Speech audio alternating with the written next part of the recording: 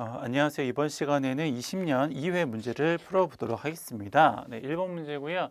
원래 이 문제는 이제 이거보다 다른 부분이 더 다른 이제 소수 문제들이 더 있었는데 요거는 KC로 이제 변경하면서 이제 필요 없는 문제들, 관련 없는 문제들은 삭제하고 해서 요 정도만 남았어요. 그래서 표 뒤에 보시면 여러 개가 있긴 한데 여기에서는 이제 표 하나만 1번만 이제 저희가 사용하고 나머지는 이제 그냥 넘어가는 걸로. 그래서 일단 그림을 보시면 이제 이렇게 생겼죠. 이제 개폐기가 이제 두 개가 있는 거고, 이제 간선의 개폐기가 있고, 이제 분기선의 개폐기가 있고, 보통 이제 이전에 이제 관련된 이제 내용들 보면은 이제 뭐 3m 이내 뭐 설치를 해야 되고, 뭐 8m가 넘어가면은 이제 뭐 그 거리에 상관없이 뭐 설치를 할 수 있다, 뭐 그런 내용들이 있었잖아요. 이제 그런 것들이 다 삭제가 된 거여서 여기에서는 이제 이런 그냥 간선 차단기 용량하고 간선의 굵기 이제 그 정도 구하는 걸로만 이제 문제를 풀면 될 것 같아서 뭐 그림은 대충 이런 그림이고 쭉 넘겨서 이제 1번 문제를 보시면 1번이요. 간선에 사용되는 과전류 차단기랑 이제 개폐기의 최소 용량이 이제 얼마일까요? 라고 이제 물어보는 건데 선정 과정하고 이제 차단기 용량하고 개폐기 용량 이제 구하는 건데 근데 요거는 그냥 간단해요. 여기 있는 것만 이제 합해서 이제 그거에 해당하는 그 값을 선정을 하시면 되는 거니까 얘가 다 더하면 얼마였냐면 33.2였던 것 같아요. 33.2kW. 얘를 이제 다 합하면 이제 그걸 가지고 이제 표 1로 넘어와서 이제 선정을 하는 거죠. 보시면 책에 있는 거랑 조금 이제 다른데 이제 화면에 이제 잘 안 나와서 위에는 잘라버리고 제일 이제 비슷한 그 관련된 부분만 여기 이제 편집을 한 거고요. 아까 이제 33점 얼마였으니까는 이제 전동기 수의 총계 다 더한 값이 33보다는 크고 이제 그 이상에서 이제 가장 적정한 값을 이제 고려를 하셔야 되는 거니까 요건 아니고 요거보다 이제 한 단계 큰 37.5 전동기수의 총계는 이제 요걸로 사용을 하시면 될 것 같고요. 그리고 지깃기동기랑 이제 기동기 사용 전동기가 있는데 둘 중에서 큰 거를 이제 선정을 하시면 되는데 아까 이제 앞에 그림에서 보시면 3.7하고 7.5는 이제 지깃이고요. 그리고 이제 22는 이제 기동기 사용 권선 그 전동기니까 22가 제일 크죠. 그러니까 요거를 이제 기준으로 해서 요거랑 이제 맞닿아 있는 부분에 해당하는 요거에 대한 이제 개폐기랑 과전류 차단기 용량을 이제 선정을 하시면 되는 거죠. 그래서 과전류 차단기는 150, 개폐기는 이제 200짜리를 이렇게 선정을 하시는 거고요. 그 다음에 간선의 이제 최소 굵기는 어쨌든 이제 요걸 이제 기준으로 하는 거고, 간선의 굵기는 이제 이쪽에 나와 있는데 얘가 공사 방법이 뭐냐면 B1이었죠. 공사 방법은 B1이고 그리고 사용되는 이제 절연체의 종류가 XLP라고 했으니까 요거랑 같이 만나는 50 스퀘어짜리를 50mm 스퀘어짜리를 간선의 굵기로 하면 된다라고 하는 이제 그런 문제입니다. 요거는 뭐 약간 이제 법이 좀 변경이 돼서 이제 똑같은 문제는 아마 나오지 않고 좀 이제 변형해서 나오긴 하겠죠. 근데 어쨌든 이렇게 표 찾아서 하는 부분, 뭐 이런 이제 문제들은 참고 삼아서 한번 보시면 좋을 것 같아요. 2번 문제입니다. 뭐 이런 거, 요건 이제 그냥 넘어갈게요. 다른 내용이 있는 건 아니어서. 뭐 이제 이런 문제도 이제 많이 이제 풀죠. 이제 그림 이렇게 도표 나오면서 여기에 대한 이제 뭐 부등률 구하고 부하율 구하고 뭐 변압기 용량 뭐 이런 기타 등등 여러 가지를 이제 구하는 이제 그런 문제라고 보시면 되고요. 일단 이제 요 그림에서 이제 첫 번째 주의하실 것은 여기에 나오는 요 4하고 8은 단위가 곱하기 10의 3승을 한 겁니다. 그래서 요 한 칸은 1000kW죠. 한 칸이. 요 한 칸이 1000kW예요. 여기는 4면은 4 곱하기 10의 3승이니까는 4000kW가 되는 거죠. 이제 그렇게 되는 거고 이제 그림에서 요거는 A고 그렇죠? 요거는 A고 요거는 A고 그리고 요거는 뿅 이렇게 C고 그리고 얘는 B고 이렇게 되는 겁니다. 이렇게 된 거고요. 이제 일부하 곡선을 이제 이렇게 있는 수용가가 있어요. 이제 역률은 각각 180, 이제 60이고요. 1번 문제부터 이제 한번 풀어보면 합성 최대 전력을 구하십시오.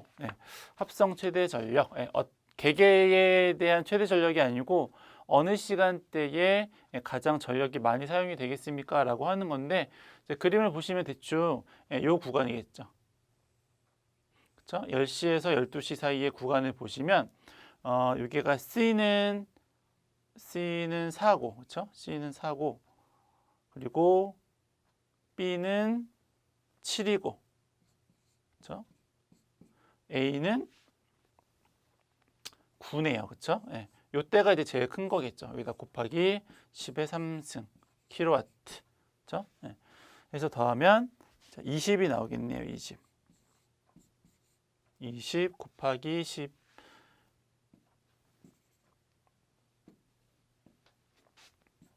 배 3승 킬로와트. 그렇죠?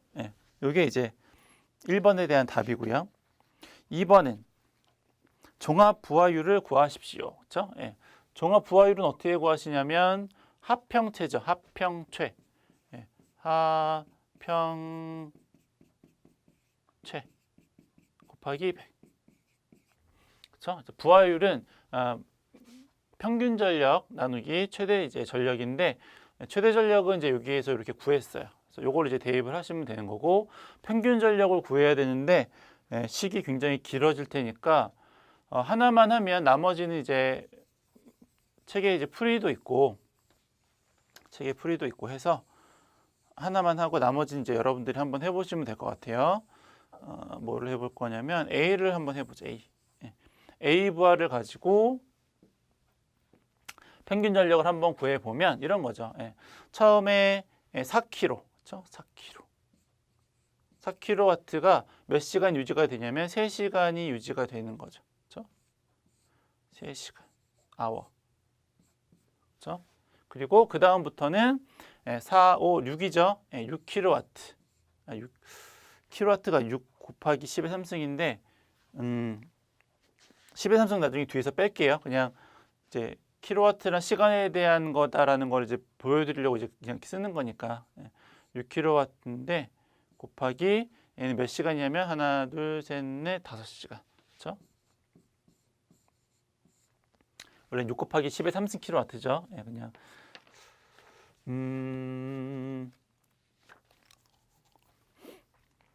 혹시 혼동하시는 분이 계실까봐 메가로 바꾸죠. 옆에 이게 3승 3승이니까 6승이잖아요. 그렇죠? 또 계속 이렇게 말씀드리면 혹시 혼동하실까봐 메가와트로 바꾸죠. 그러면은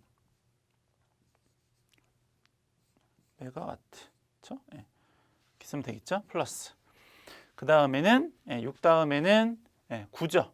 9메가와트죠. 9메가와트. 때 몇 시간이냐면 하나, 둘, 셋, 4시간. 4시간. 그렇죠? 그 다음에는 5kg죠. 5kg인데 오메가죠. 오메가인데 플러스 오메가인데 오메가와트인데 얘가 몇 시간이냐면 하나, 둘, 셋, 넷, 다섯, 일곱, 여덟, 아홉, 10시간. 그렇죠? 플러스 이제 마지막이네요. 4죠, 4. 4메가와트. 4메가와트는 곱하기죠. 4메가와트는 몇 시간이냐면 2시간. 그렇죠?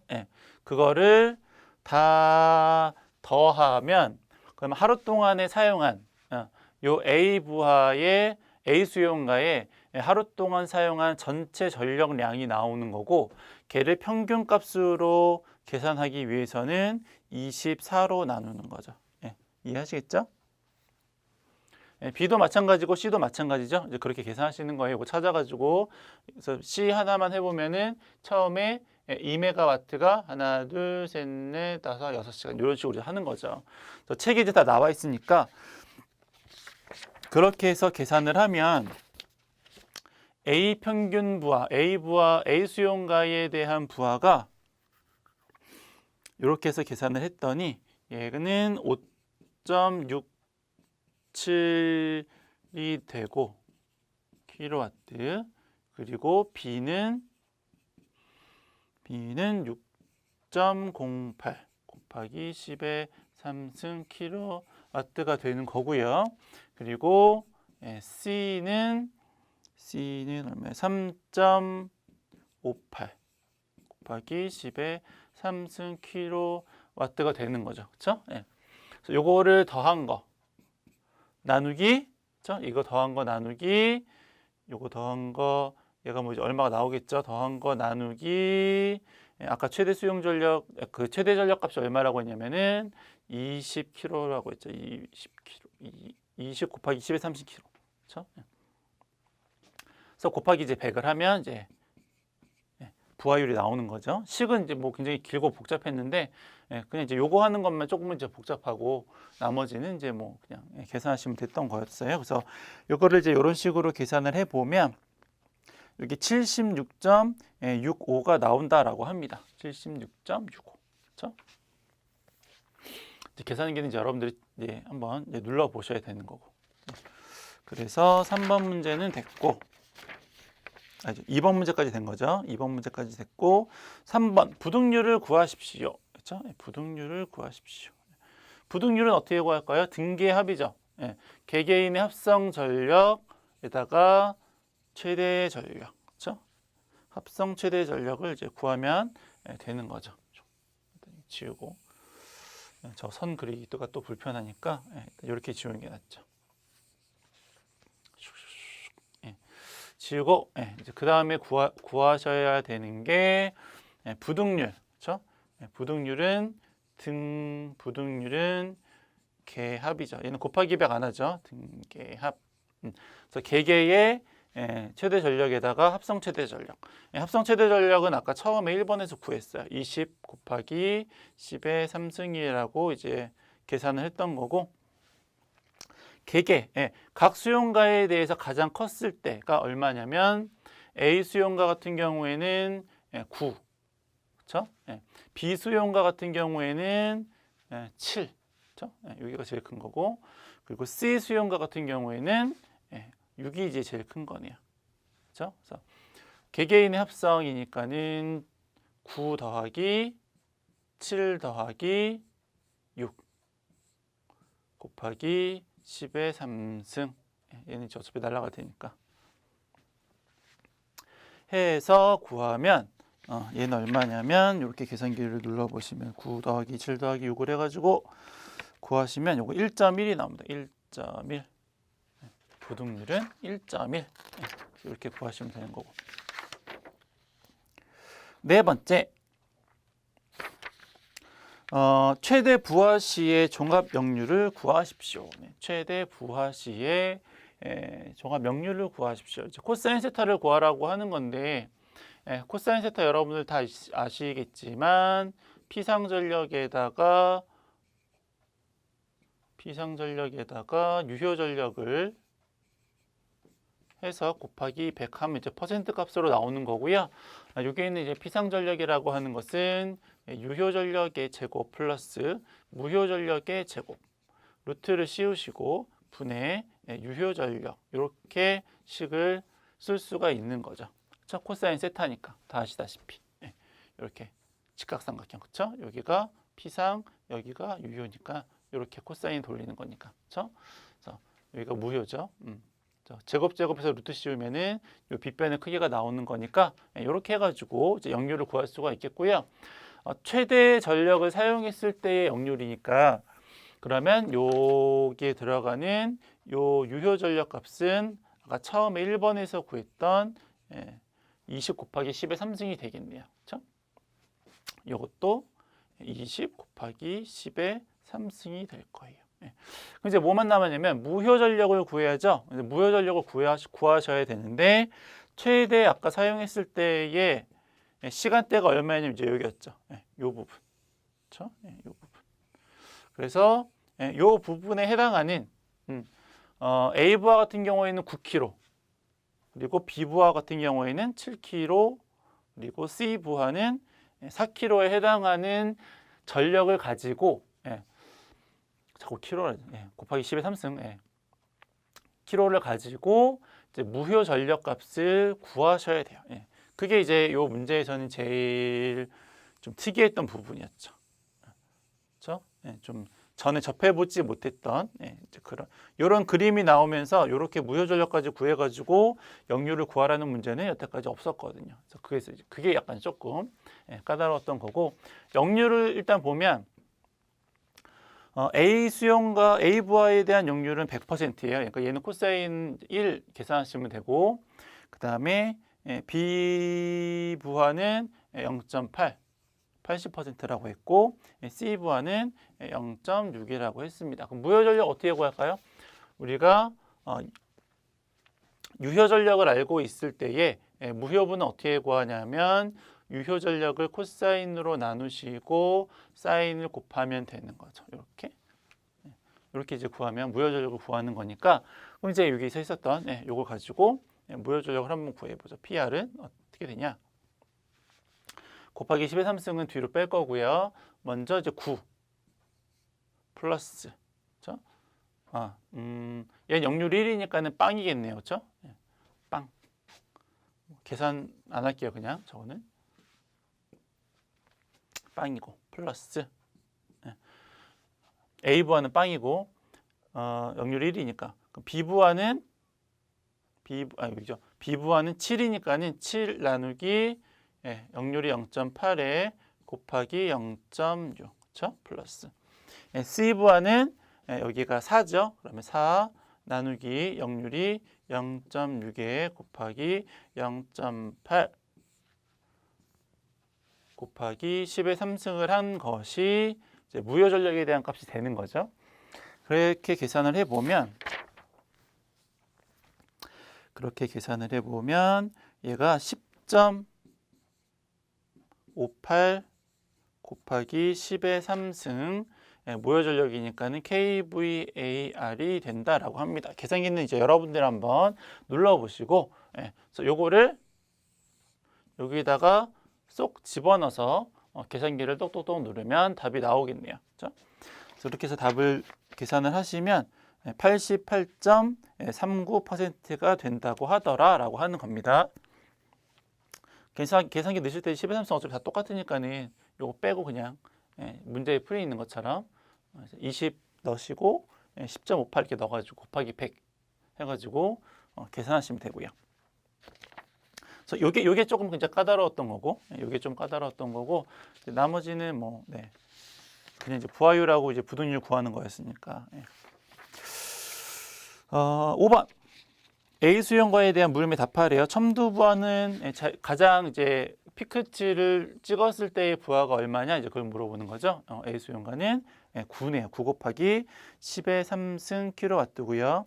첨두 부하가 지속되는 시간은 이제 어디서부터 어디까지냐면 여기서부터 여기까지요. 그렇죠?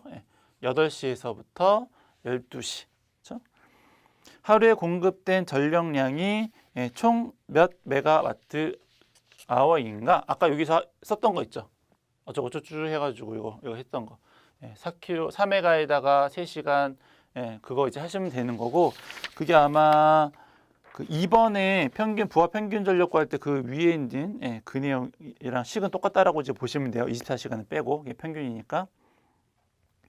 저건 이제 그렇게 하시면은 136 메가와트 아워가 된다라고 하는 거죠. 그렇죠? 그래서 요 문제는 이제 아까 이제 요 부분 조금 주의를 조금 하셔야 되고, 그다음에 한 가지 더 주의를 하자면 방금 이제 A 부하에 대한 요거를 조금 주의를 좀 해두시면 좋을 것 같아요. 왜냐하면 실수해서 얘가 물어본 건 A 부하에 대한 건데 이제 아까 그 문제 풀었던 것처럼 그냥 이제 합성 최대 전력 시간으로 착각을 해서 10시에서 12시까지로 쓸 수도 있거든요. 착각을 하니까. 그것만 조금 주의를 해두시면 우리 어떻게든지 실수를 조금 줄여서 문제를 점수를 1점이라도 더 받아야 되니까 그 부분만 좀 고려를 좀 해주시면 좋을 것 같아요. 그래서 이번 문제는 이제 이렇게 이제 하시면 될 것 같아요. 넘어가시고 3번 평균 손실 전력을 이제 구하십시오라고 했는데 우리가 이제 손실 전력을 구하는 건 쉽지 않아요. 왜냐하면 부하가 시시각각 변하기 때문에 손실 전력이 얼마인지를 구하는 건 굉장히 어렵기 때문에 그 대신에 우리가 손실 계수라는 거를 구해서 그 손실 계수에다가 최대 손실을 이제 곱함으로 인해서 대충 이제 유사한 값을 이제 얻어낼 수 있게 되는 거죠. 그래서 우리가 최대 손실 전력을 구하기 위해서는 먼저 손실 계수를 먼저 구하셔야 돼요. 예. 손실 계수를 구하기 위해서는 부하율을 아셔야 되는 거고요. 알파는 상수값이에요.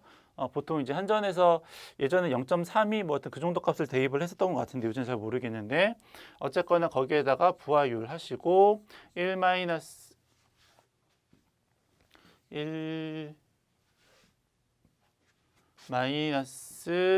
요거 상수에다가 부하율의 제곱 이제 이렇게 식을 쓸 수가 있고요. 문제에서 보시면 요 상수값이 얼마라고 했냐면 0.2다라고 했죠. 0.2. 그리고 부하율은 얼마라고 했냐면 60%다라고 했으니까 여기다가는 0.6을 이렇게 대입을 하시면 돼요. 여기다가 또 0.2를 대입하시고 여기도 0.6을 대입을 해서 그럼 이제 손실 계수를 구할 수 있겠다라고 하는 거죠. 이걸 이제 계산기로 누르면 손실 계수가 얼마가 나오냐면 0.41이 나와요. 그럼 여기에다가 최대 손실 전력을 곱해서 손실 전력이 얼마인지를 대충 이제 알 수 있겠다라고 하는 거고요. 문제에서는 최대 손실이 얼마라고 했냐면 100kg라고 했으니까는 100 곱하기 0.41 하시면 단위가 구하는 게 어차피 킬로와트라고 했으니까는 그렇죠? 그러면 41kW가 답이 되겠다라고 하는 겁니다. 그래서 뭐 밑에 이제 기간 중에 평균 손실 전력을 이제 같은 기간 중에 최대 손실 전력으로 나누는 게 손실계수 H인데 이제 이렇게 실험식 같은 걸로 이제 계산을 하는 이제 그런 요 문제는 이제 그걸로 이제 푸는 거다라고 이제 보시면 될 것 같아요. 넘어가시고 4번 문제인데 뭐 GPT에 관련된 문제는 뭐 2, 3년에 한 번씩은 나오는 것 같아서 기억을 좀 잘 해두시면 좋을 것 같아요. 원래 이제 GPT 이런 거죠. 보통 이제 삼선식 델타 결선에 대한 비접지 방식이고요. 여기 이제 6.6kW라고 되어 있어요. 그러니까 6,600 이제 kV인데 얘를 이쪽을 조금 더 연장해서 그림을 보여드리면 이런 거죠. 삼상에 대한 삼상 3선식, 삼상 3선식 델타 결선 6,600V 가 이제 지나가고 있을 때 이제 GPT를 이제 어떻게 연결을 하는 거냐면 PT 세 개를 이제 연결을 이렇게 1차는 Y 결선 그쵸? 하고 중성점 접지를 하고 여기 있는 거랑 똑같아요. 그리고 이제 여기에다가 이렇게 오픈 델타 결선을 하는 거죠. 여기다 이제 영상 전압기 이제 이렇게 연결을 하는 거고, 그렇죠? 이렇게 이제 연결을 하는 거고, 이 그림하고 똑같은 건데 여기 이쪽 부분을 더 말씀을 드리는 거예요. 그래야 좀 이해하기가 편해서. 왜냐면 이렇게 해놓고 보니까 여기는 이제 6,600이라고 하는 건 성간전압이잖아요. 이건 성간전압이고, 그리고 요 PT 하나 권선에 이제 그 적용되는 전압은 성간전압의 Y결선이니까는 루트 3분의 1배만큼 작은 전압이 이제 걸리는 거죠. 그래서 여기에는 얼마만큼이 걸리는 거냐면 6,600 나누기 루트 3에 대한 전압이 걸리는 거죠. 여기에. 그렇죠? 이렇게 하면은 이제 설명이 조금 더 이해하시기가 쉬울 것 같아서 이제 요 위에 거 그림을 그리느라고 저 그림이 훨씬 이쁘지만 이제 이렇게 그렸던 거고 어쨌거나 이제 세 개는 똑같은 거니까 얘도 6,603 루트 3 얘도 6,600 나누기 루트 3 이렇게 되는 거고 이제 2차 측에는 이제 얼마만큼 전압이 걸리는 거냐면 이제 PT는 2차 측은 항상 이제 110만큼 이제 걸리는 건데 비율이 6,600에 110 PTB가 그러니까 여기가 6,600개 루트 3만큼의 전압이 걸리니까 여기는 110 나누기 루트 3에 대한 전압이 걸리는 거죠. 그렇죠? 얘도 그렇고 얘도 그렇고 얘도 그렇고. 그렇죠? 그리고 정상 상태에서는 요 영상 전압은 이제 0V가 되는 거고요. 자, 만약에 한 상이 지락됐다. 그렇죠? 한 상이 이제 고장이 났어요. 그러면 델타 결선 같은 비접지 방식에서는 이제 하나가 이제 한 선이 지락이 되면은 나머지는 루트 300만큼 전압이 상승을 하니까 이제 고장이 발생하면은 여기는 6600만큼의 전압이, 여기는 110만큼의 전압이 걸리는 거고, 영상 전압이니까는 이쪽 전압계에는 정상 전압의 3배만큼의 전압이 걸리는 거니까 루트 3분의 110에 루트 3에 110 나누기 루트 3의 3배니까는 약 한 190V 정도의 전압이 이 영상 전압계에 이제 측정이 되는 거죠. 이게 이제 GPT에 대한 기본적인 이제 개념이다라고 이제 보시면 될 것 같아요. 그래서 이제 고장이 나면 건정상 루트 3배만큼이 되니까 여기다가 이제 루트 3을 곱해서 전압이 상승해서 고장 시에는 얘가 빨간 게 고장이죠. 파란 건 정상 상태고. 그래서 이제 루트 3배만큼 전압이 상승이 돼서 이제 고장 냈을 때는 이제 6600, 여기는 이제 110만큼의 전압이 걸리는 거고, 영상일 경우에는 정상일 때보다 3배만큼 전압이 더 걸리니까, 그러니까 이제 정상 상태가 루트 3분의 110이었으니까 거기다 3배를 하면은 190만큼의 전압이 이제 인가가 되는 거죠. 요거에 대한 이제 문제라고 보시면 돼요. 그래서 1번 문제를 보시면 1차 측 A선 대지 전압이 0V인 경우 B선과 C선에 대한 대지 전압이 각각 얼마일까요? 그렇죠? 이제 아까 요거 했었던 거예요. 한 상이 0V죠. 하나가 0V일 경우, 그렇죠? 그러니까 고장이 난 거죠. 하나가 이제 고장이 난 경우에 나머지는 얼마만큼이 걸리겠습니까라고 하는 거니까는 6600만큼. 한상 건전 C는 루트 3배만큼 전압이 상승되니까, 그래서 B선하고 이제 C선에는 이제 6600V가 걸리는 거고, 두 번째 문제 2차 측 전구 A 전압이 0V인 경우는 B와 C의 전구의 전압, 그다음에 전압계 V에 대한 지시 전압, 그리고 경보벨 B에 걸리는 전압이 각각 얼마만큼이 될까요? A의 전압이 0, 그러니까 이제 여기가 0인 거죠. 얘도 마찬가지로 이제 고장이 난 거니까 여기가 0인 경우에 나머지의 전압이 얼마만큼이 될까요? 라고 하는 건데, 고장시는 마찬가지로 이쪽은 전압이 이제 루트 3배 상승되니까는 이제 110V만큼이 되는 거고, 이쪽, 그러니까 그 경보벨하고 전압계가 있는 쪽은 정상 상태의 3배만큼 전압이 상승해야 되는 거니까는 190V만큼. 그다음에 이렇게 계산해서 소점 두째 자리까지 하면 190이 딱 떨어지지는 않고 190.53V가 되는 거네요. 그렇죠? 190.53V. 그래서 이 개념으로 알고 이제 하시면, 이해를 하시면 좋을 것 같아요. 넘어가시고 5번.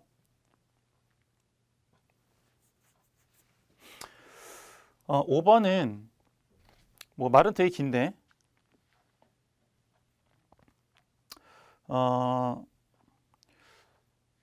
나점에서 지락, 그러니까 나 부분, 여기죠, 여기, 요 부분에서 지락 사고가 발생을 한 거죠. 이렇게 지락이 된 거예요. 이렇게 지락이 된 경우에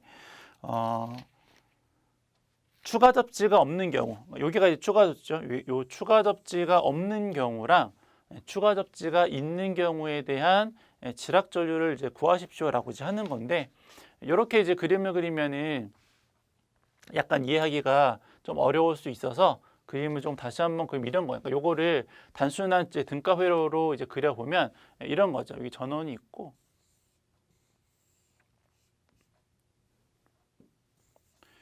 이쪽에 여기 전원이 있는 거고, 여기에 저항이 이렇게 하나 연결되어 있고, 또 이쪽에도 이렇게 전원이 하나 연결되어 있는데, 여기는 R2에 대한, 여기는 R3에 대한. 그러니까 우리가 이제 요 가운데 없다라고 치면, 이제 만약에 이제 지락이 이렇게 뿅 발생을 하면 이렇게 해서 회로가 연결이 되는 거니까, 그렇죠? 이렇게 해서 회로가 연결이 되는 거니까 모양이 이제 이런 이제 등가 회로로 이제 그림을 그릴 수 있겠다라고 하는 거죠. R2에 대한 거는 얘는 10이고요. R3에 대한 것도 10입니다. 그렇죠? 15옴, 15. 그리고 전압은 얼마냐면 V는 2죠. 2는 100V. 이렇게 되는 거죠. 그러면 얘가 없는 경우, 얘가 없는 경우면 어쨌든 이렇게 이제 회로가 만들어지는 거니까 그때 흐르는 전류 IG는 어떻게 된다라고 하는 거예요. 전압에다가 저항으로 이렇게 계산을 하면 되는 거죠. 그래서 100V 하고 요거 두 개 직렬로 연결돼 있으니까는 25옴 이렇게 되는 거죠. 따라서 지락 전류는 5A가 된다라고 하는 겁니다. 요게 1번 문제죠. 그렇죠? 요게 1번 문제. 추가 접지가 없는 경우. 그렇죠? 그럼 이제 추가 접지가 됐어요. 그럼 추가 접지가 되면 이제 어떻게 되는 거냐면 요 부분인데 요 이제 그 개통 접지가 되어 있는 중성점 접지가 되어 있는 쪽에 연결을 하는 거니까 이렇게 되는 거죠. 이렇게 접지가 된 거예요. 얘가 RF죠. 추가 접지한 거. 얼마냐면은 3옴입니다. 그러면 얘는 어떤 회로라고 알 수가 있냐면 어쨌든 얘도 이렇게 연결이 된 거니까 R3와 R2와 RF가 병렬로 연결된 회로가 직렬로 연결된 거죠. 조금 더 단순하게 그리면 이런 거예요. 조금 더 단순하게 그리면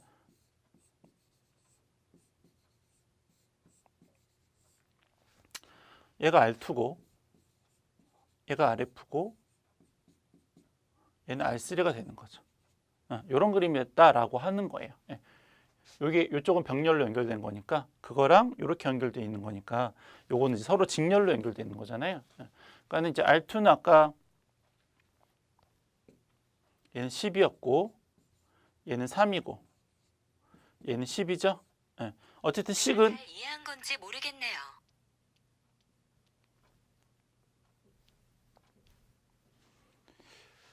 어쨌든 식은 요 식이니까는 그렇죠? 전압을 저항으로 합성 저항으로 이제 나누면 되는 식이니까 100은 어차피 똑같을 거고 여기에 나오는 요 20에 들어가는 저항값만 우리가 구하면 되는 건데 그럼 어떻게 구하세요? 얘는 병렬이고 얘는 직렬이니까 그렇죠? 그러면 10 플러스 3분의 10 곱하기 3에 더하기 10. 요 저항값이 이제 여기로 들어가면 그럼 이제 되는 거죠. 그렇게 해서 계산을 하시면 얘가 8.132 나옵니다. 그렇죠? 이 그림을 좀 이해를 좀 해주시면 될 것 같아요. 이렇게 보시면 조금 어려울 수 있는데 이렇게 등가 회로로 이제 그리면은 좀 이해하기가 편하시겠죠. 넘어가시고 6번.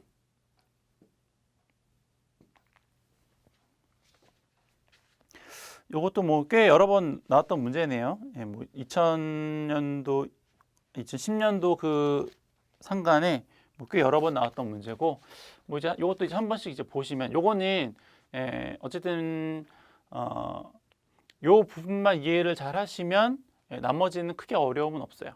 요 부분만 이해를 하시면. 그래서 요 부분이 이제 어떻게 되는가 봤더니 여기 C라고 하는 건 이제 조상기죠. 이제 조상기가 연결되는 부분이고, 이거 제너레이터 발전기가 이쪽에 있으니까는 요 변압기로 봤을 경우에는 여기가 1차고 여기가 2차 이렇게 설명이 되는 건데,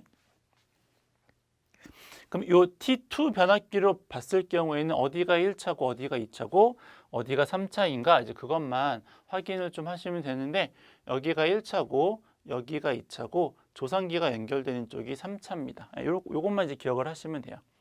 얘는 3권선 변압기죠. 권선이 3개가 있는 변압기여서 1차, 전원축, 일단 2차는 이제 부하측, 그다음에 3차가 조상기가 연결되는 쪽이다라고 이렇게 요 개념만 아시면 나머지는 이제 좀 문제 푸실 때 좀 수월할 수 있어요.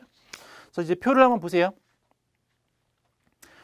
내가 이제 뭘 구하라는 거냐면 이제 문제가 여기서 이제 단락사고가 일어난 거고요. 변압기 T2에 대한 퍼센트 리액턴스를 100메가 기준으로 환산하래요.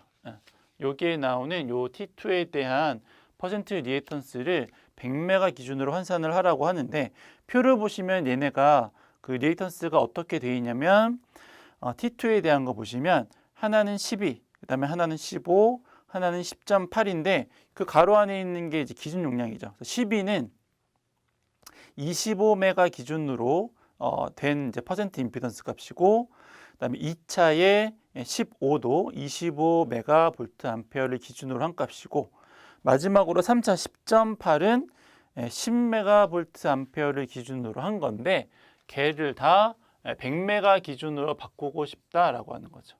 그렇죠? 요거 기준으로 바꾸고, 그리고 1차, 2차, 3차 각각에 대한 이제 퍼센트 리액턴스를 구하십시오.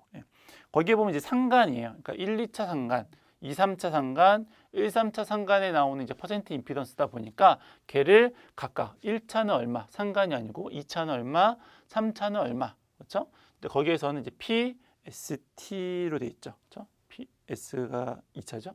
PST. 그렇죠? 그래서 각각에 대한 퍼센트 임피던스를 구하십시오. 먼저 1, 2차 상관에 그 해당하는 퍼센트 리액턴스를 이제 구해 볼 건데, 먼저 이제 PS 상관, 그렇죠? 네.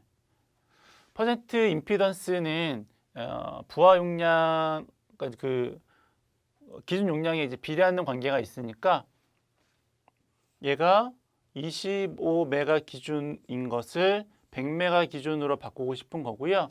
그때 퍼센트 임피던스가 얼마라고 했냐면 리액턴스가 12라고 한 거죠.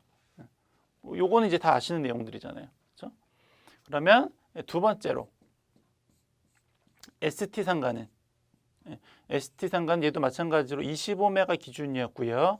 100메가 기준으로 바꿀 거고요. 요거는 15라고 그랬어요. 그렇죠? 그리고 마지막으로 TP 상관은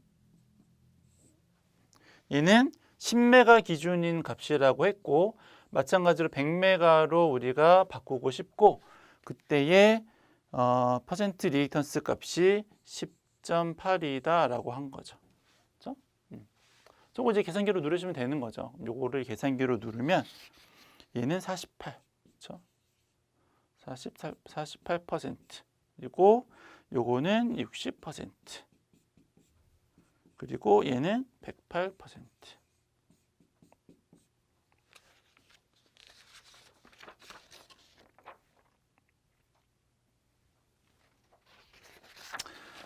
그리고 나서 이제 각각의 P, S, T에 대한 값을 구하는 건데, 아마 이거 정리하는 거를 작년에 아마 한번 했었던 것 같아요. 작년인지 재작년인지 한번 했었던 것 같아서 뭐 또 하기는 좀 그렇고, 여러분들이 한번 그 전에 있는 이거 정리한 내용들이 있으니까 한번 찾아보시면 되고, 결과적으로는 식을 이제 어떻게 구하는 거였냐면, 얘가 P면 P랑 관계 있는 건 더하고 P랑 관계 없는 거는 빼면 돼요. 그러니까 예를 들어서 퍼센트 임피던스의 PS 상관 플러스 퍼센트 임피던스의 TP 상관. 요거는 여기 P에 대한 거니까는 얘도 P가 있고 얘도 P가 있잖아요. 그래서 P는 더하고 빼기 퍼센트 리액턴스의 ST 상관. 얘는 P가 없잖아요. 그렇죠? 그러니까 P가 없으니까는 요거는 빼고, 나머지도 마찬가지죠. 만약에 S면은 S가 들어간 거는 더하고 S가 들어가지 않는 건 빼고, 식은 이제 그렇게 세우시는 거고, 여기 이제 나와 있으니까 값들을 대입을 하면 얘는 48, TP는 108, 그리고 TS는 60 해가지고 2로 나누면 되는 거고요. 그렇게 해서 계산을 하면은 TP는 이제 48%.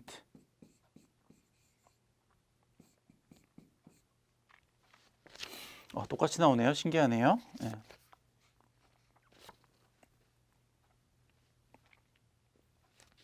그래서 요 식이 대충 이제 그렇게 된다라고 하는 거, 왜 그 식이 나왔는지는 아마 다른 연도 보시면 나와 있을 테니까는 괜히 또 계속 나올 때마다 그걸 반복할 필요는 없잖아요.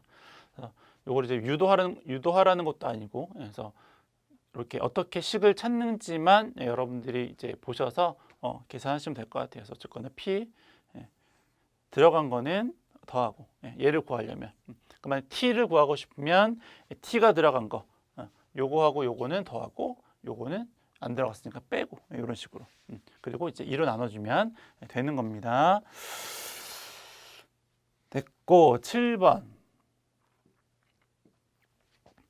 7번은 이제 공사재료인데 원래 공사에서 나와야 되는 건데 기사에 나왔어요. 출제 기준이 요거까지 바뀌었는지 좀 그렇긴 한데 공사재료인데 그쵸? 근데 어쨌거나 이제 뭐 알아두시고 로크너트 뭐 이런 것들 암기하시면 돼요. 이거 설명드릴 건 아니고 8번 요것도 약간 좀 특이했죠. 여태까지 나왔던 문제랑 조금 달랐어요. 근데 뭐 식 자체는 어려운 건 아니었고요. 우리가 맨날 조명에 관련돼서 식 제일 많이 쓰는 거는 애들이 노는 거였죠. 그렇죠? 애들이 노는 거. 애들이 펀하는 거죠. 그렇죠? 여기에 이제 요 식으로 이제 우리가 조명에 대한 계산 문제는 거의 다 이 식으로 풀 수 있는 거고 문제에서는 어떻게 물어봤냐면 그 표를 이용해서 그렇죠? 표를 이용해서 얼마짜리 용량의 전구를 사용을 해야 되는지를 구하는 건데 그 문제에 보니까는 그 표에 보니까 광속이 나왔죠. 광속. 그렇죠? 결과적으로는 이 식에서 이 광속을 구한 다음에 그 광속에 맞는 전등을 표에서 찾으라라고 하는 이제 문제라고 보시면 돼요. 그래서 따라서 F는 나머지 넘기면 되는 거니까 U하고 N 여기는 A, E, T 이렇게 쓰시면 되는 거죠. 이제 이 문제를 푸실 때 또 하나 이제 문제점은 뭐였냐면 요 이제 광속을 구하기 위한 여기에 나오는 요 A라고 하는 면적이 어떻게 될까요가 도로 조명에서는 조금 이제 관건이긴 하죠. 도로 조명에서는 조명이 어떻게 배치가 되어 있느냐에 따라서 저 A라고 하는 면적이 좀 이제 달라지니까 예를 들어서 이렇게 한쪽에만 이제 램프가 이제 되어 있는 경우면 가로등이 설치되어 있는 경우면 요 면적만큼이 이제 A가 되는 건데 그 면적은 등 간격에다가 도로의 폭만큼을 곱하면 요 면적이 나오는 거죠. 그렇죠? 어차피 이렇게 해봤자 여기 이제 반반 자르는 거니까 이렇게 이동을 해도 어차피 이제 같은 값이니까. 근데 얘가 아니고 이렇게 한쪽에만 그 전등이 있는 경우, 가로등이 있는 경우가 아니고 이렇게 서로 마주보고 있거나, 그렇죠? 서로 이제 마주보고 있거나 아니면 지그재그로 이렇게 배열이 되어 있는 경우는 면적이 요 면적의 반만큼이죠. 어차피 얘나 어차피 똑같으니까 얘만 갖고 설명을 드리면 편하니까.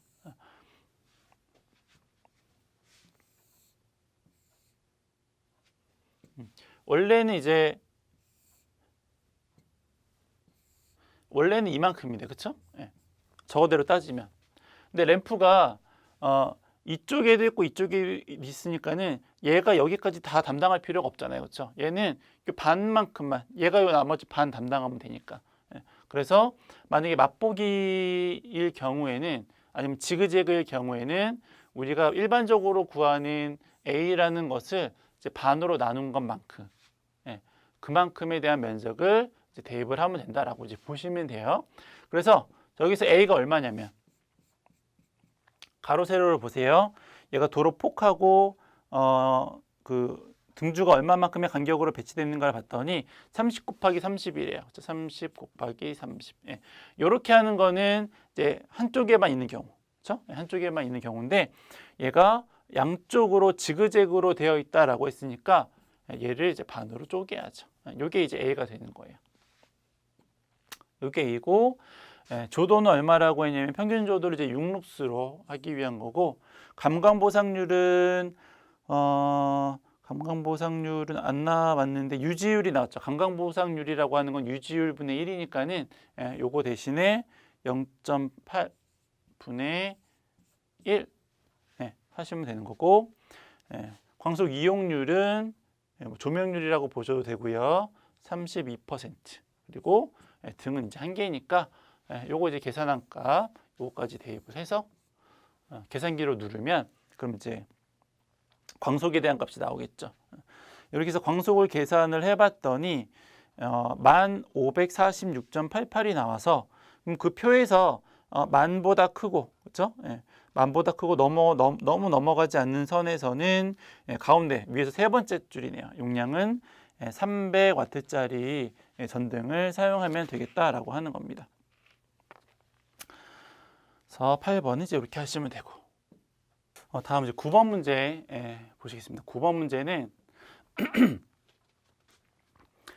여기 이제 그림을 보시면 결과적으로 이제 뭘 구하라는 문제냐면 이 단락 지점에 대해서 단락 전류를 이제 구하십시오라고 하는 문제예요. 그래서 최종적으로 이제 이거를 퍼센트 임피던스 해서 100에 기준 용량 이렇게 해가지고 이제 구하는 문제인데, 그렇게 하기까지 우리가 이제 몇 가지 단계가 필요한 거죠.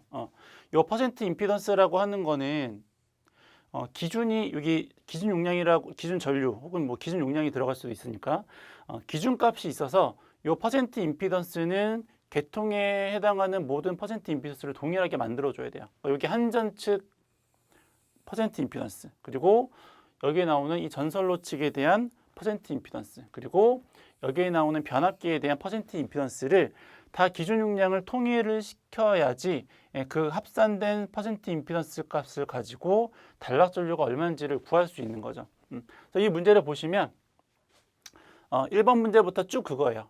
처음에 한전 측, 그 다음에 선로 측, 변압기 측 임피던스를 구하고, 그리고 이제 최종적으로 단락 전류가 얼마냐를 선정하는 이제 문제다라고 이제 보시면 될 것 같아요. 그래서 1번 문제 먼저 보시면 전원 측 임피던스를 이제 구하죠. 전원 측 퍼센트 임피던스, 퍼센트 저항 강화, 퍼센트 리액턴스를 이제 먼저 이제 구하시는 겁니다. 1번 문제를 보세요. 1번. 전원 측이 여기.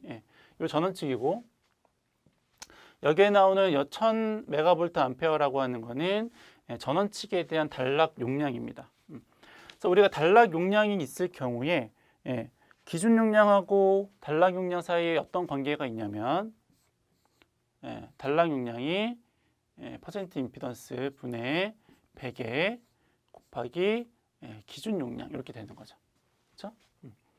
이제 문제를 이제 보시면 기준 용량을 이제 얼마로 하겠다라고 하는 거냐면 단 기준 베이스를 100메가볼트 암페어로 지정을 하겠다라고 하는 거잖아요. 그렇죠? 100메가를 기준으로 하겠다. 그렇죠? 그러면 요거는 1000이고, 그렇죠? 요거는 100이니까 그러면 우리가 전원 측에 대한 퍼센트 임피던스를 구할 수 있는 거죠. 100을 기준으로 한 퍼센트 임피던스를 구할 수 있는 거죠. 그래서 이렇게 해서 구하시면 퍼센트 임피던스가 얼마가 나오냐면 10%가 나오겠죠. 그렇죠? 얘를 구하기 위한 거니까 얘가 가고 얘가 내려오면 1000분의 100 곱하기 100이니까 만이죠. 1000분의 만이니까 10이 남으니까는 10%가 되는 거죠. 그래서 1번에 일단 퍼센트 임피던스는 10%. 그리고 나서 퍼센트 리액턴스하고 퍼센트 저항을 구하셔야 되는데 그 B가 여기에 나와 있어요. B가 어떻게 되는 거냐면 저항분의 리액턴스에 대한 B가 10이니까 결과적으로 이 리액턴스는 저항의 10배만큼이 되는 거죠. 그렇죠? 그러면 이제 요 관계를 가지고 우리가 문제를 한번 풀어보도록 할 텐데, 요 퍼센트 임피던스라고 하는 거는 이렇게 구할 수 있죠. 퍼센트 저항 제곱에 플러스 퍼센트 리액턴스의 제곱으로 구할 수 있죠. 그렇죠? 저항 제곱, 리액턴스의 제곱에서 루트 씌우시면은 임피던스가 나오는 거니까. 근데 여기에 요 리액턴스 값은 저항의 10배다라고 했으니까 요 식을 이렇게도 정리를 할 수가 있겠네요. 루트 퍼센트 저항의 제곱에 플러스 가로에 10배의 퍼센트 저항의 전체 제곱이다. 이렇게 쓸 수 있는 거죠. 그렇죠? 그럼 이제 이렇게 되면 100일이죠. 100일을 이제 그 제곱근을 씌우는 거니까는 결과적으로는 얘는 거의 이제 한 10 정도 나오는 거예요. 이거는 계산을 하면 약 10% 리액턴스가 나오게 되죠. 그렇죠? 근데 얘가 퍼센트 임피던스가 10%라고 했으니까 따라서 퍼센트 저항값은 얼마냐면 1%가 되는 거죠. 1%. 요거는 뭐 정확한 수치를 구하겠다라고 하는 게 아니라 어떻게 구하는 방법을 여러분들에게 이제 물어보는 거니까 요거를 뭐 그렇게 하셔도 되고 이렇게 하셔도 되고 그러니까 이렇게 하셔도 되고 아니시면 요거를 100일을 루트 씌우셔가지고 나눠서 이렇게 계산을 하면은 저항값이 아마 0.995 뭐 이 정도 나올 건데 요렇게 하셔도 요거를 대입을 하셔도 되고 요렇게 대입을 하셔도 상관없어요. 어떻게 이제 푸는가에 대한 거를 이제 물어보는 거지 완전히 우리가 다른 길로 가는 게 아니고 요거는 어차피 거의 그냥 10이니까 이렇게 놓고 풀어도 크게 무리가 없겠다라고 하는 겁니다. 저희는 이제 요걸 이제 놓고 이제 풀 거고 그래서 이게 이제 1%니까 이게 1%니까 그러면 퍼센트 리액턴스 값은 얼마냐면 이거의 10배니까 얘는 이제 10%가 되는 거죠. 그렇죠? 그러면 이제 1번이 된 거예요. 1번은 됐고 두 번째 케이블 임피던스를 구하십시오라고 했어요. 그렇죠? 그래서 이건 지우고 저쪽을 이제 계속 보면서 문제를 풀어야 되니까 이건 지우고 쇽. 두 번째 요게 1번이고 요게 2번이고 요게 3번이고 이제 그렇게 되는 거 문제를 푸는데 그래서 이제 두 번째 이제 문제를 푸는 겁니다. 1번은 풀었고 2번 케이블에 대한 이제 임피던스를 이제 구하십시오라고 했는데 퍼센트 저항 강화를 우리가 어떻게 구하냐면 10V 제곱에 P의 저항 이렇게 구하는 거죠. 그렇죠? 전압은 얼마냐면 여기 1차 측 전압이니까는 22.9kV죠. 22.9kV. 그렇죠? 저항은 얼마냐면은 0.0234인데 여기에 보시면은 킬로미터당 0.234라고 되어 있으니까 여기에 나오는 3을 곱해 줘야지 전체 이제 저항값이 나오겠네요. 그렇죠? 기준은 몇을 기준으로 한다고 한 거냐면 계속 문제에서 100메가를 기준으로 하겠다라고 하는 거죠. 그래서 이제 계산기를 누르면 요 값이 나올 거예요. 그럼 요거 계산기를 누르면 얼마냐면 13.386이래요. 13.3865%. 그럼 퍼센트 리액턴스도 동일하게 구하면 되죠. 퍼센트 리액턴스도 동일하게 구하시면 돼요. 10V 자승의 P의 리액턴스. 요 리액턴스 값이 얼마냐면 0.162인데 마찬가지로 킬로미터당이니까 곱하기 3. 그렇죠? 나머지 값들은 다 똑같이 22.9하고 100메가를 이제 대입을 하시면 되는 거고. 그러면 얘가 얼마냐면 리액턴스 값을 계산을 했더니 9.2676이래요. 9.2676% 이렇게 되는 겁니다. 그렇죠? 그럼 이제 저항하고 리액턴스 값이 나왔으니까 그럼 임피던스 값도 구할 수 있죠? 아까 했었는데 이거의 제곱 플러스 이거의 제곱. 그렇죠? 그래서 요거 여기다가 대입하시고, 그렇죠? 요거를 여기다가 대입해서 계산기 누르면 답이 나오겠네요. 그렇죠? 그래서 여기 퍼센트 임피던스를 구하면 16.2815라고 했어요. 16.2815%. 그렇죠? 16.2815. 그렇죠? 보통 이제 계산할 때는 소수점 두째 자리까지 쓰는데 얘는 이제 문제에서 소수점 넷째 자리까지 쓰라고 문제 조건이 나와서 지금 계속 이제 넷째 자리까지 쓰고 있는 거예요. 하고 그러면 이제 요거 2번까지 끝났네요. 그렇죠? 2번까지 끝났습니다. 2번까지 끝났고 그럼 이제 3번.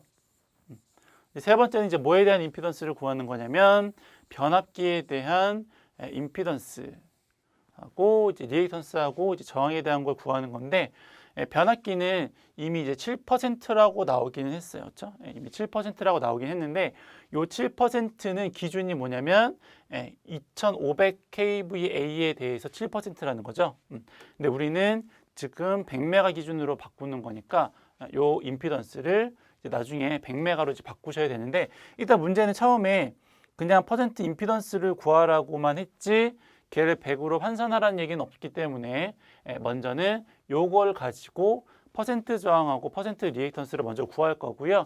그리고 그 추후에 이제 요거를 요 7%를 이제 100메가 기준으로 임피던스를 바꿀 거예요.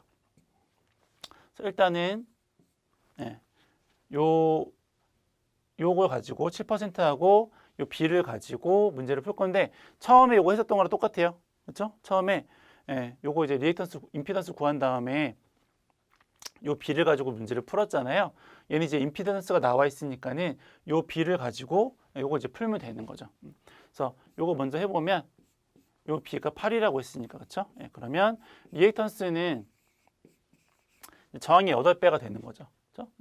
저항이 8배가 되는 거고 그러면 이제 퍼센트 임피던스 구하면 이제 중간 건 좀 삭제를 하고 이거의 제곱에 플러스 8% 저항의 전체 제곱 이렇게 되는 거죠. 그래서 이걸 이제 계산을 해봤더니 이제 저항은 이제 그냥 빠져나오고 퍼센트 저항은 제곱이니까는 있어 빠져나오고 이게 루트 65인가 뭐 이렇게 나온대요.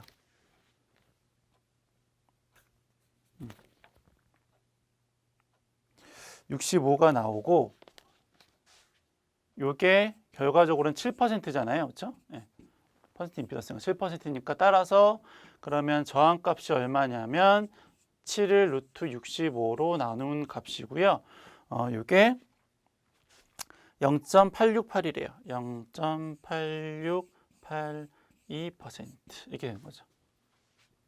그러면 퍼센트 리액턴스는 어떻게 되는 거예요? 퍼센트 리액턴스는 요거 8배니까는 그렇죠? 8배니까 8 곱하기 0.8682가 되어서 요거 이제 계산기를 누르면 6.9456이 되는 거죠. 그렇죠? 그러면 이제 퍼센트 저항은 7이고요. 퍼센트 임피던스는 7이고 퍼센트 저항은 얘고 퍼센트 리액턴스는 여기까지 다 구했죠. 그리고 최종적으로 하나 더 구해야 될 게 얘를 이제 100메가 기준으로 바꾸는 거니까 그렇죠? 퍼센트 임피던스는 이제 용량에 비례하는 관계가 있으니까 내가 100메가 기준으로 얘를 바꾸고 싶으면 지금 기준 용량이 2500이니까는 100메가니까 100메가로 바꾸고 싶은 거잖아요. 100메가로. 이것도 이제 메가로 바꾸면은 2.5메가죠. 그렇죠? 2.5메가. 그리고 2.5메가일 때 퍼센트 임피던스는 이제 7이고. 그러면 이걸 이제 계산기로 누르면 280 나옵니다. 280%. 이렇게 되는 거죠. 그렇죠? 3번까지 됐습니다.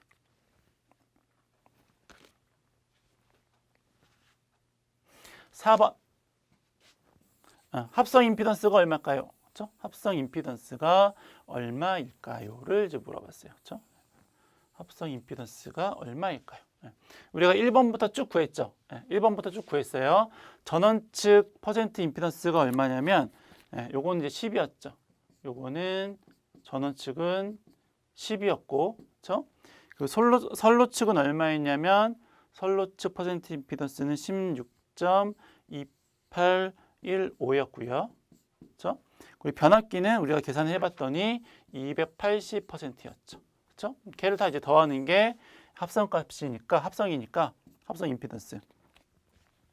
그러면 그걸 다 더하면 306.2815%가 이제 합성 임피던스다라고 하는 거죠. 그렇죠? 4번까지 됐고, 그럼 마지막으로 단락전류를 구하십시오. 예. 그럼 단락전류 구해야죠. 요거 이제 합성 임피던스 구한 거니까 얘를 여기다가 이제 대입을 하고, 그렇죠? 예. 요거 전격전류 구하셔야죠. 예, 전격전류는 용량은 이제 여기에서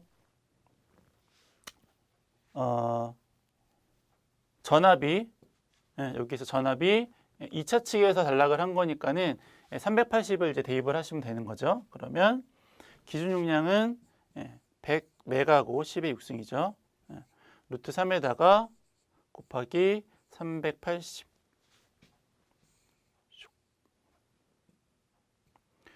곱하기 380 하면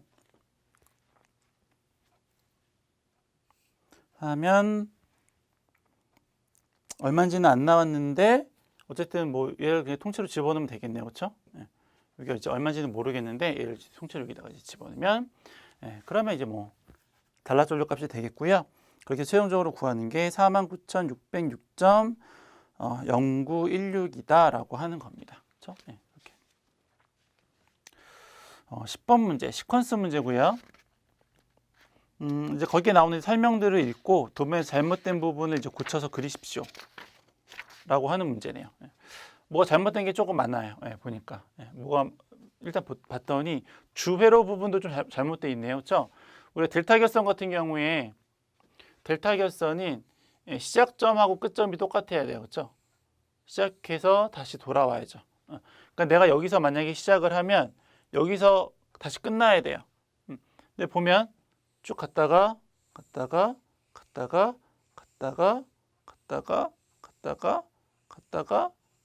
뭐예요?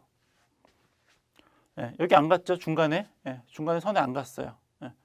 이렇게만 가고 지금 그 그린 걸로 따지면 상 하나를 연결을 안 하고 한 바퀴를 돌게 된 거죠. 그러니까 요건 이제 잘못된 거니까. 그러면 요거를 이제 제대로 그리려면 어떻게 되시는 거냐면 보통은 이제 같이 연접해 있는 상을 이제 계산을 하시는 게 좋으니까는 여기에서부터 시작을 한번 해보죠. 그러면 L1에서부터 시작을 해서 L1이 L2로 가서 다시 L2가 L3로 가고 다시 L3가 L1으로 가면 되는 거죠. 그래서 지금 책에 있는 것처럼 하셔도 되고 아니면 이렇게 하셔도 돼요. 어쨌든 한 바퀴 돌면 되니까. 그렇게 연결을 하셔도 되고 이렇게 연결을 하셔도 되고. 이거 이제 잘못된 거 이제 하나 찾은 거고. 그리고 이제 여기에 보면은 요선은 일단 날려야죠. 요선은. 왜냐하면 문제가 지금 다 어떻게 되어 있냐면 내가 이 버튼을 눌렀을 경우에 나머지 회로들이 동작을 하겠다라고 하는 거기 때문에 이렇게 선이 연결되면 요거의 영향을 이제 좀 안 받게 되는 거잖아요. 요건 일단 날려버리고 요거에 의해서 여기 이제 동작하게끔 하겠다라고 하는 거니까 물론 이제 저렇게 선을 연결해가지고 될 수도 있기는 한데 일단은 요거 이제 날려버리고 이제 동작이 될 수 있도록 좀 한번 해볼 거고요. 그리고 우리가 이제 Y 델타 기동이라는 건 다 아시겠지만 처음에는 Y로 기동했다가 스타로 기동을 했다가 델타로 운전을 하는 거죠. 얘로 기동을 하고 델타로 운전을 하는 거기 때문에 처음에 내가 푸시 버튼을 눌렀을 때에 여자되어야 하는 계전기는 뭐냐면 MCM, 메인 차단기. 그렇죠? MCM이 어디서 있어요? 저 그림에서도 적어도 잘못됐네요. 보통 이제 이게 MCM이고 제일 앞부분에 나오죠. MCM.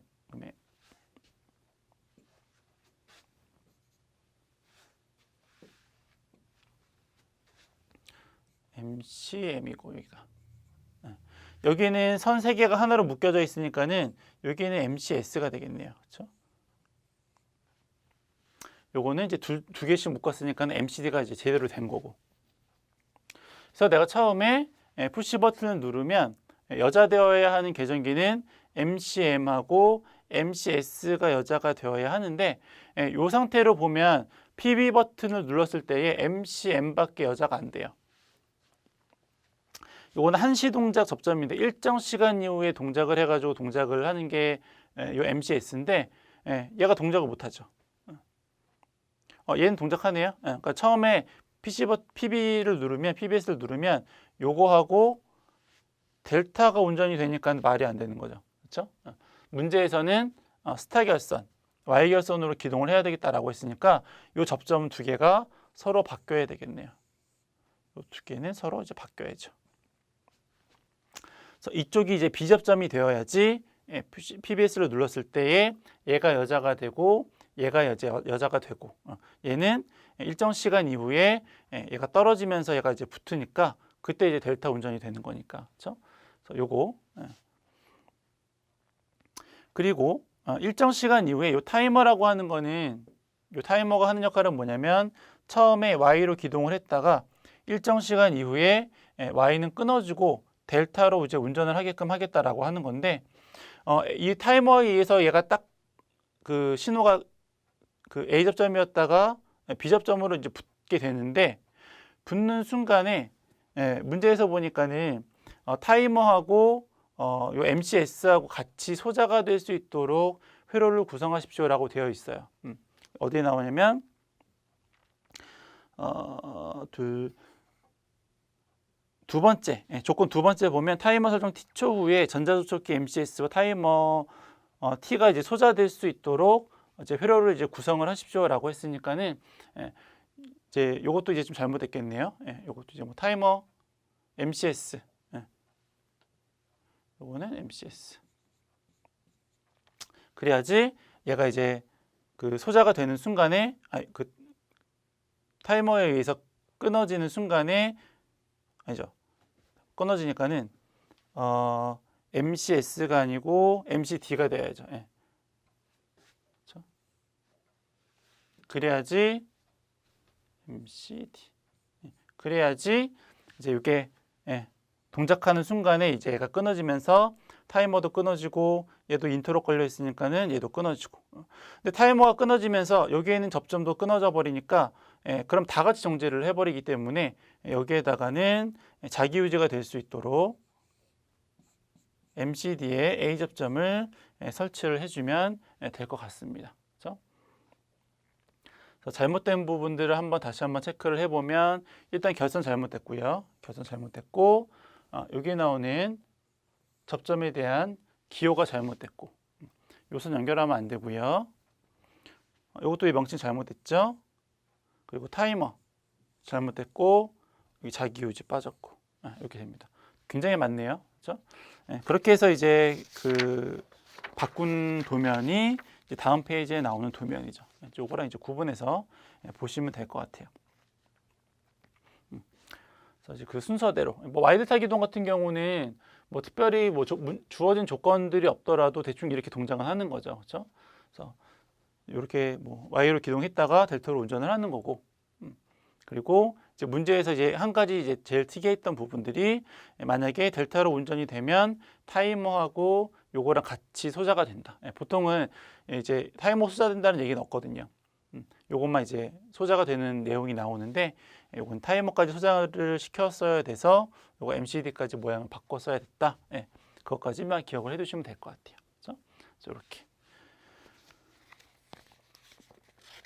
하시면 되고 11번입니다. 그래서 이제 이렇게 된 걸 가지고 앞에 나오는 조건대로 다시 한번 쭉 한번 따라가 보시면 좋을 것 같아요.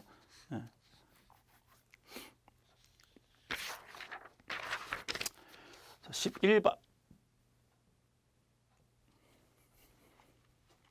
단상 유도전동기 역회전 방법인데 이건 이제 원래 필기 시험에서 이제 나왔던 부분이긴 한데 이제 분산기동 같은 경우에는 이제 어느 한 권선만 접속을 반대로 하면 이제 역회전이 가능한 거고, 반발기동 같은 경우에는 브러쉬 위치를 바꿔주면 되고, 쉐이딩 코일형 같은 경우에는 이제 역회전 불가하다, 이제 뭐 그런 거 쓰시면 되죠. 자, 12번 문제입니다. 12번 문제는 기준 용량을 정하고 수전용 차단기 차단 용량을 이제 선정하는 이제 문제이고요. 일단 기준 용량은 어떻게 구하시는가? 1번에 기준 용량은 PN이라고 이제 보통 쓰고 루트 3배의 전격 전압에다가 전격 전류를 이제 계산을 하고, 얘가 이제 문제에서 메가볼트 암페어를 이제 계산을 하라고 했으니까는 단위를 10의 마이너스 6승 하셔가지고 이제 메가볼트 암페어라고 이제 하시면 되세요. 일단 문제에서 주어진 값들을 한번 대입을 한번 해보면 전격 전류 값이 나왔는데 수전 전압이 6600이라고 했죠. 여기다 6600 이렇게 대입을 하면 되죠. 그렇죠? 6600 대입을 하시면 되고, 요건 이제 주어지지 않아서 요걸 이제 구해야 되는데, 쟤는 이제 무엇을 이용해서 구할 수 있냐면 단락 전류를 이용해서 구할 수 있는 거죠. 차단기 단락 전류를 구하는 공식의 퍼센트 임피던스를 이용해서 이렇게 구하는 거죠. 100에다가 전격 전류. 그렇죠? 그러다 보니까 요 전격 전류는 넘겨서 단락 전류를 이용해서 구할 수 있겠다라고 하는 거고요. 그러면 전격 전류는 넘기면 100분의 퍼센트 임피던스의 단락 전류가 되는 거고, 그럼 얘는 100의 퍼센트 임피던스가 얼마라고 했냐면 60.5라고 했죠. 60.5에 곱하기 단락 전류는 7000. 그렇죠? 그래서 이렇게 해서 계산을 해봤더니 전격 전류 값이 얼마가 나왔냐면 4235가 나왔어요. 4235 암페어. 그렇죠? 그럼 이렇게 이제 구한 값을 요거를 여기에다가 대입을 하면 되겠고요. 그렇게 해가지고 계산기를 눌러서 요 값을 계산을 하면 루트 3 곱하기 6600에 4235를 계산을 하면 48.41이 나와요. 48.41 메가볼트 암페어 이게 나오는 거죠. 1번은 됐고요. 2번 차단기 용량을 구하라고 했는데 차단기 용량을 구하는 공식이 두 개가 있죠. 하나는 뭐가 있냐면 요거랑 이제 유사한 형태로 이제 가는 거죠. 그래서 루트 3배의 전격 전압, 차단기 전격 전압의 단락 전류. 이도 마찬가지로 볼트 암페어면 10의 마이너스 6승을 해가지고 메가볼트 암페어 이렇게 하시면 돼요. 이때 요 식을 대입하실 때 주의하실 점은 이게 이제 공칭 전압이 아니고 기기 전격 전압이니까 얘가 만약에 6600일 경우에는 여기에는 이제 7200이 들어가겠죠. 그렇죠? 그리고 요거는 아까 앞에서 7000이라고 했었으니까 이렇게 해서 이제 구할 수도 있는데, 이 두 번째 문제는 보니까 1항의 기준 용량을 사용해서 이제 구하십시오라고 했으니까 요거는 이렇게 구하는 게 더 좋겠네요. 퍼센트 임피던스 분의 100의 기준 용량. 그렇죠? 그랬을 경우에 퍼센트 임피던스 값은 아까 60.5라고 했었고 100의 기준 용량 우리가 앞에서 구했던 게 48.41이라고 했죠. 그러면 요거를 계산기로 누르면 요거는 80.02 메가볼트 암페어가 나오고, 요걸 기준으로 해서 차단기의 전격의 위에 표가 있죠. 선정을 하면은 100 메가볼트 암페어를 선정하면 되겠다라고 하시는 겁니다. 그렇죠? 13번은 연축전지 아칼리 추전지에 대해서 이제 계산을 하십시오. 2차 충전 전류를 이제 구하십시오라고 했는데,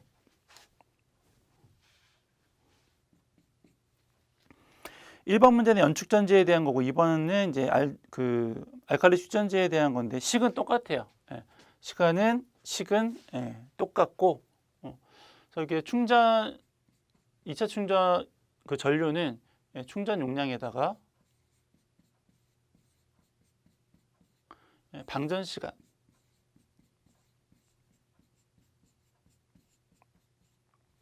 더하기 상시 부하, 그렇죠? 거기다가 전압 해가지고 이제 구하시면 돼요. 근데 방전 시간이 알칼리 축전지하고 그 연축전지하고 다르니까 그것만 나머지 다르고 나머지 똑같죠. 만약 이 식이 잘 안 외워지시면 식기 잘 안 외워지시면 어쨌든 이 충전 용량하고 방전 시간은 암페어 아워잖아요. 단위가. 그렇죠? 그리고 얘는 와트고 전압은 V니까 계산하면 결과적으로는 단위가 암페어가 남게 되는 거죠. 식이 잘 안 외워지시면 그렇게 하시면 좋을 것 같아요. 어차피 얘가 큰 거니까 얘가 이제 뭐 소수점 값이 나오진 않을 테니까 방전 시간이 위로 갈 일은 없을 테고. 그렇죠? 그래서 모양이 대충 이런 모양이다라고 하는 것을 식이 잘 안 외워지시면 단위를 가지고 이렇게 좀 해두시면 좋을 것 같고요. 얘가 충전지 용량이 얼마라고 했냐면 200이죠. 충전 용량이 그래서 충전지 용량인데 충전 전류를 구하는 건데, 그렇죠? 충전 전류를 구하는 거죠. 축전지 용량이고 충전 전류를 구하는 거예요. 그래서 축전지 용량이 얼마인가 봤더니 얘가 200이고, 그렇죠? 방전 시간은 이제 1번 연축전지니까는, 그렇죠? 10A/h고 플러스 상시부하가 얼마냐면 상시부하가 10kg, 그렇죠? 곱하기 10의 3승. 전압은 얼마라고 했냐면 표준 전압이 100V 이렇게 되는 거죠. 그럼 이걸 이제 계산기로 누르면 120A가 된다더라라고 하는 겁니다. 120A. 2번은 이것만 바꾸면 되죠. 그렇죠? 2번 이제 알칼리 축전지에 대한 건데 알칼리 축전지의 방전 시간은 5A/h니까는 요거 대신에 이제 5를 집어넣고 계산기를 누르면 되는 거죠. 나머지 다 똑같이. 그렇게 했을 경우에는 140A 순전 전류가. 그래서 이제 계산을 하시면 된다. 식을 뭐 정확히 외우시면 좋고, 아까 말씀드린 대로 식이 잘 안 외워지시면은 이렇게 단위 환산을 해가지고 이렇게 하는 걸로 기억을 해두셔도 좋습니다.